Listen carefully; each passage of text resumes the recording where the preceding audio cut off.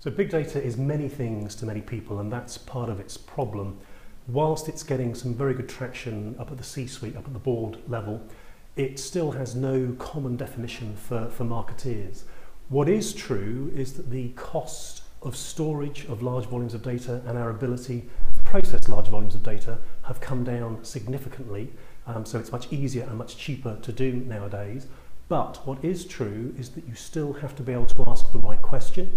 You still have to be able to break that question down into manageable chunks, and then you have to put it back together again. But what big data is for me is about insight and analytics. Yes, it's about large volumes of data. Yes, it's about the cost of storing and processing it. But moreover, it's about our ability now to process that data and then move from the machine element, which is about computational science and statistics, through into the interpretation element, which is much more about people. So big data for me is actually about the marriage of man and machine, of people and software, where we're getting insights to drive different customer experiences, to do new things. Why aren't marketers using big data? I think there's a couple of reasons for that, and they can be quite complex. So I think the first reason is that the old stuff is still working. All those marketing campaigns I currently do are still working quite effectively for me, thank you, so I'll just stick with that. I think the second reason is that marketers are very busy people. They've got a lot on. There's campaigns to run, products to design, etc. Big data probably is on their to-do list, but it's a long way down. But I think the last reason why marketers aren't using it is it's a bit scary. You know, I don't understand it. It's a waste of time. It's a bit of a risk.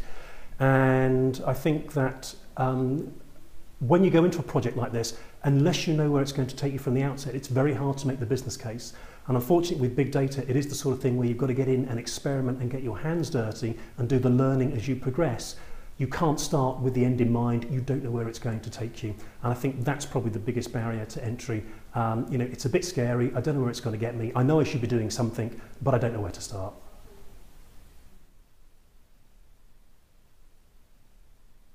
I don't think there are any barriers to entry when it comes to big data. It's about organisational will, and it's about the organisation's appetite to invest in this.